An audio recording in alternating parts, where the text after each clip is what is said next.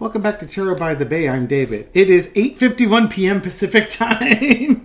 I'm going to do a throw on the United Auto Workers strike, which is going to be decided in the next 9 minutes. I will not have this video up prior to the announcement. Looking at CNN, I didn't realize they were striking against all three of the big automakers. Chrysler, Dodge, under Stellantis, Ford, and GM. And that this would be the first time all three automakers would be, that the UAW would be on strike against them. I know that the Biden administration is trying very hard to avoid this strike happening. Also, some interesting background information. The big three have been overproducing vehicles for the last several weeks, or if not few months, because they saw this strike coming. And they wanted to produce a number of vehicles so that their dealerships would be flush with vehicles. And if they sign a deal, expect that the big three would shut down production lines anyways because they've overproduced vehicles. If there is a strike, well, they're going to say that they have to shut down the lines because of the strike, and therefore,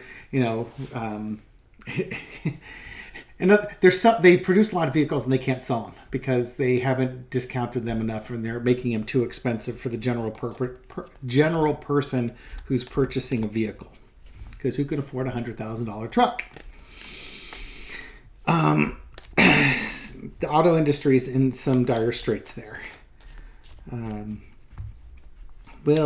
First throw is, will the auto workers go on strike tonight? That's what I want to know. Will they go on strike? And it's now 8:53 in 7 minutes. Come on down. Entertainment purposes only. Will the union go on strike? I think I translate this as the big three gave them some bullshit offer, for lack of a better description. This could be that they're delusional. They think they're going to get some great offer and they're holding out for it. Yeah. Okay, so the union wants stuff, and the automakers don't want to give it to them. I think the automakers gave them a BS offer because they don't want to part with the money. They're being greedy, for lack of a better description. What's underneath it? Page of Pentacles. This is the auto worker saying, "Hey, we haven't had a raise in such a long time, or however long it is. We want, better pay and benefits." These guys made a ton of money over the last few years, and the auto workers want some portion of it because, well, guess what? They help make autos. And now, the big three say, "Oh, well, maybe we'll move our manufacturing facilities out of North America." Well, you can go bite my butt. If you want to go try that, go for it. Segue. Go ahead and try it. Move your stuff out of California, out of the United States. Move it to other countries. See what the federal government does after bailing your butts out a couple of times. They will go for blood, and they will make the CEOs and the boards and everything like that. They will make them pay dearly. The Biden administration is going to be on these guys to come up with some type of compromise. But I think the big three are expecting a strike, and they're going to give them some crazy offer. And if they take it, great. But if not, they position themselves for this.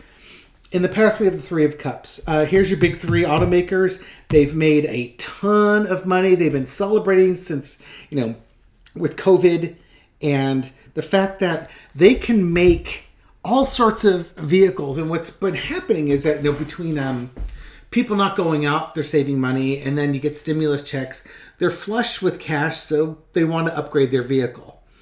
And with the chip shortages and such, the big three made less vehicles because they didn't have all the parts to make them. So that created a constriction on the supply when there was high demand, which jacked up the prices, and the big three made a bunch of money off of this.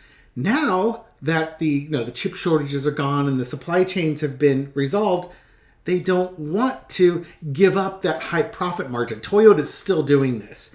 other dealerships other car companies are creating more product, but the big three liked making a ton of money.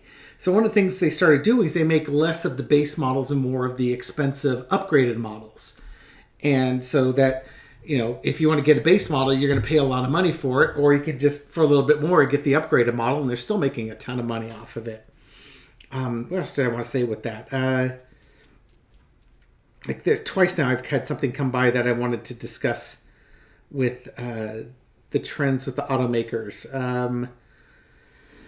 High prices, low volumes. Crap, it's gone. It'll come back. It'll come back. I'm pretty sure I'll remember it. It's somewhat significant too. So they're celebrating. They've been having good times. Good times have rolled. And now now comes the cliff. The good times have rolled for the automakers, and now the good times are about to stop, and they want to blame the union for it. They've been walking right off a cliff. They've been overproducing vehicles with the knowledge that the strike was looming, and they expected the workers to strike, so they created a bunch of stuff. Now, if the auto workers took the deal, oh, that's what it was. I remember now. If they took the deal, it's about parts and shutting down lines. I'll get to that. If they took the deal, then, the automakers are happy because they got their workforce cheaper, but then they've got a problem. See, because they've overproduced these cars, they need to shut down the lines to stop overproducing the cars. Otherwise, they're going to have to lower prices, and that's what they don't want to do. They don't want to do incentives. They don't want to sell at invoice prices. They want to make as much money as they can. So both... I think it was Dodge and Ford, but two of the big three, they shut down like their F-150 lines or the Ram lines for an unspecified part shortage. Really? There's a part shortage, but you're not going to tell us what the part shortage was, and that caused you to shut down your truck line for 2 weeks. What bullcrap. Absolute lying sacks of you-know-what. So they're about to walk off a cliff. If they play too hardball with the auto workers, then they will eventually go through the supply that they have at the dealership, or the dealership's going to have to lower the prices to sell stuff. It's complicated. There's a lot of inventory on the dealer lots. The dealers don't want to lower the prices because they don't want to sell their vehicles too quickly in case this is a long strike.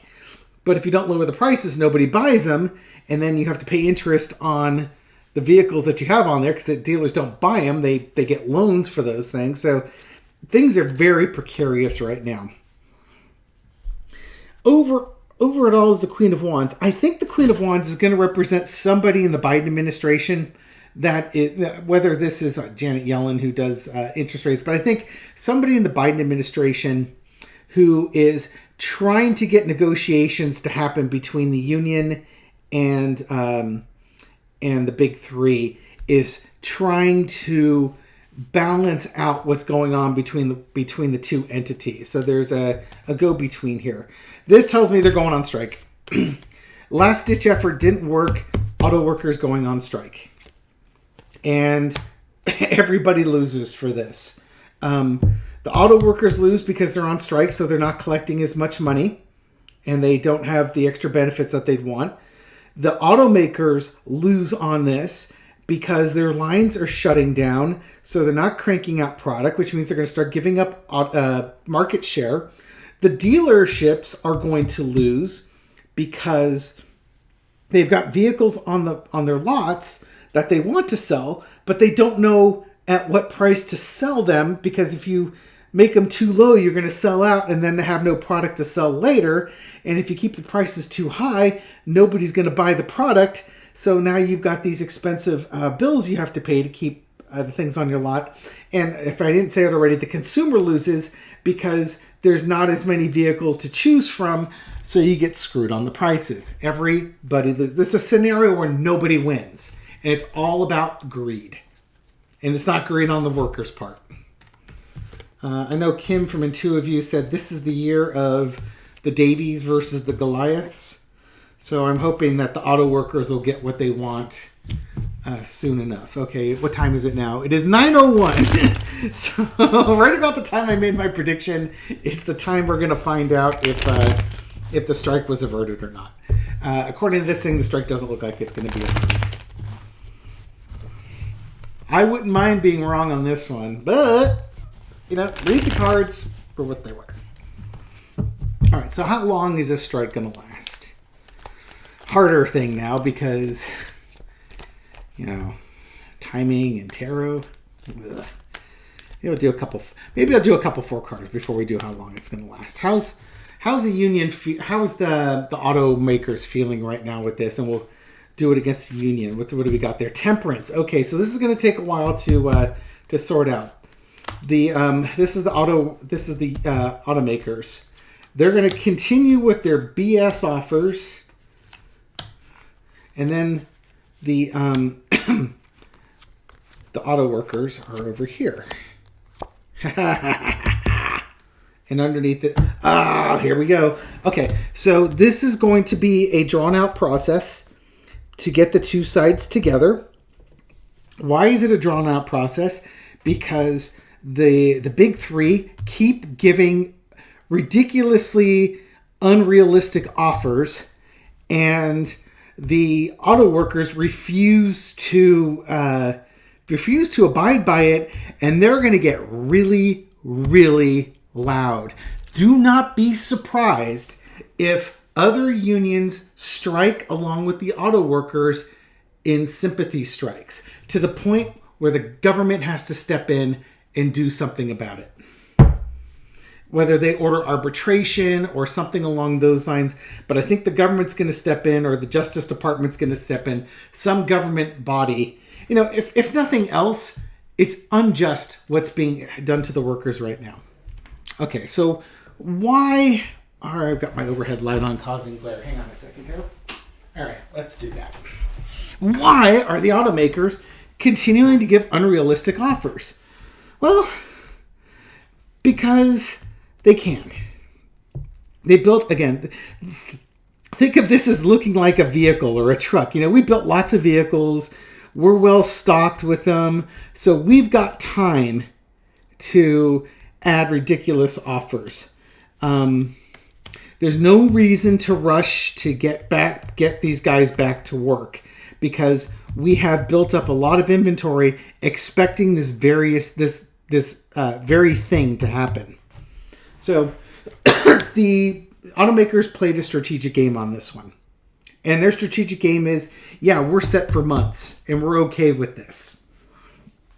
The union, there's a lot of turmoil, and I think they're going to get really loud. I'm not saying that there's going to cause violence, but I think they're going to get really, really loud.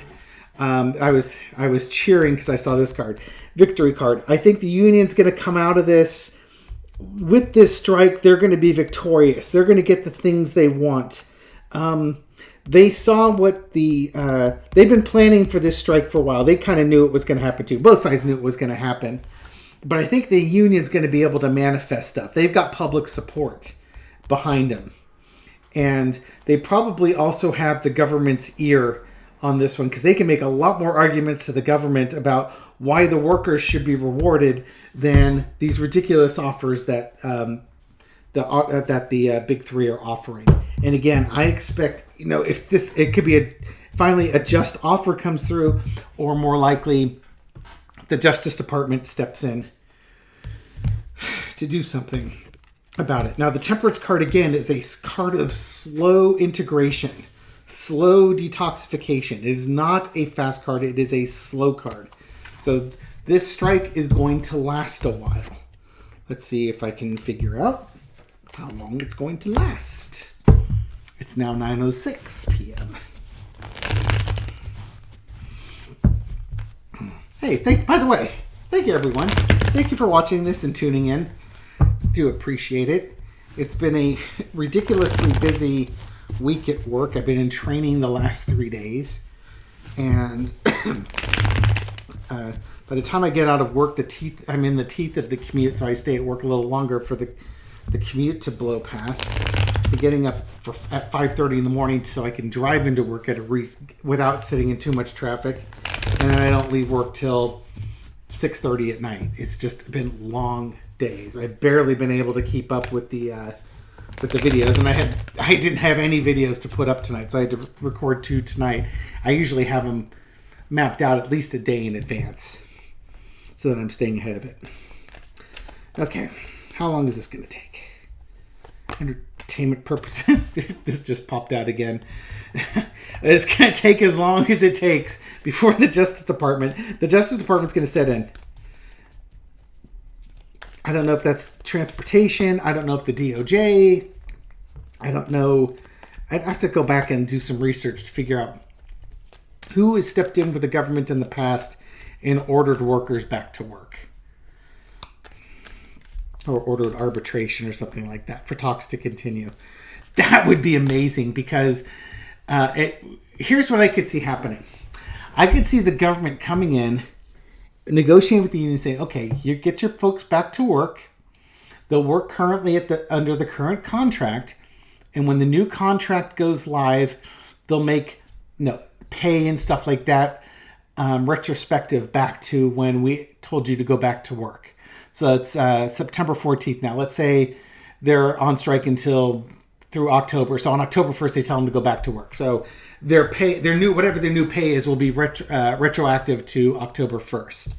And what would be really interesting about that, in a Nelson type moment from The Simpsons, is that now the workers back producing product, and the automakers have overproduced products. So now they have to shut down the line for fake parts that aren't available, or just to say, well, we've overproduced and we don't want to continue producing vehicles. So we're going to furlough these workers that we just expected to be on strike. So we won't have to furlough them.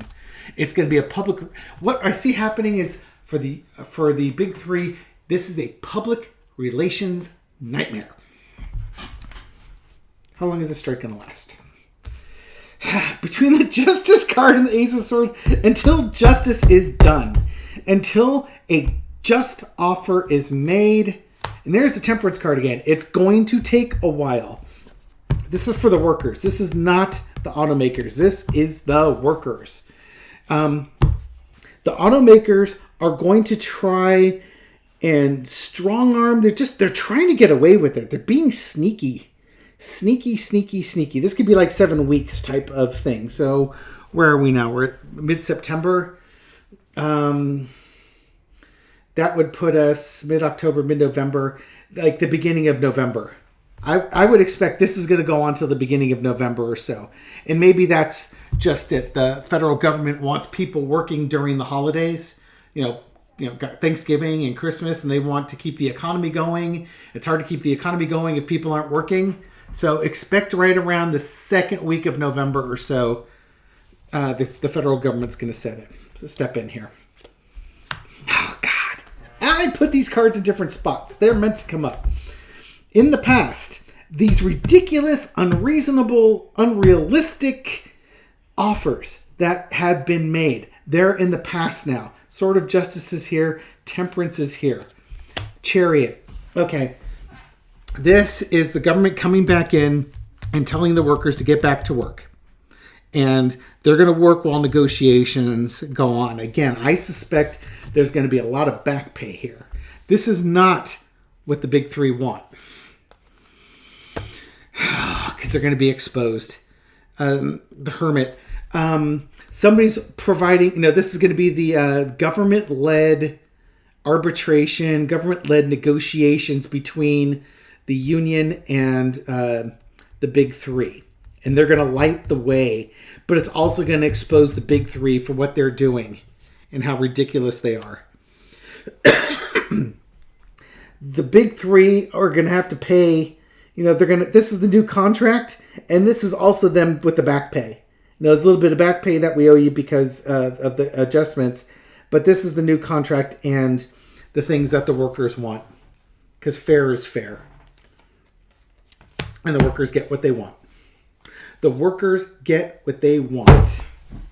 Man, I like this reading. Thank you, Spirit. I appreciate that. Okay, so what do we have? It's now 9:11 p.m. 11 minutes. I'm assuming the strike happened 11 minutes ago. The big three, they're offering ridiculous offers. They're counting on a nice long strike because they've overproduced vehicles, and this is going to help them save money. The workers want fair compensation because the big three have made a bunch of money during COVID, and they want their fair share of it. The big three will continue offering ridiculous offers. At some point, the government's going to step in. I'm predicting the second week of November, so like November 10th, November 11th, something like that. It's early on in November, like the first third of November. The government's going to step in and say, you know what? It's time that people got back to work. Maybe things are getting a little hot on the picket lines there, and they want to take the temperature down. So they're going to put people back to work.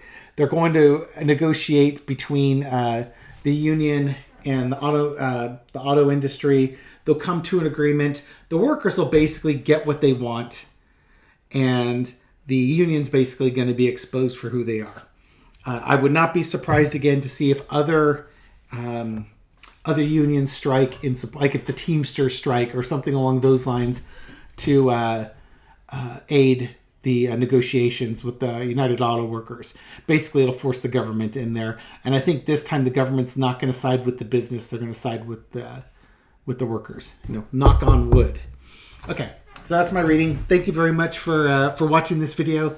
Thank you for all your support and your comments and your likes and your shares, so that you feed the YouTube algorithm beast. Special thanks to Shirley Knott for every post that she puts out there to feed the YouTube algorithm beast. And it helps my video get out there to new viewers. And to those new viewers, hey, welcome to the channel. I hope you found this video enlightening, informative, maybe a little bit funny. I hope you subscribe to the channel, and I'll catch you on the next video. Have a good night. Bye-bye.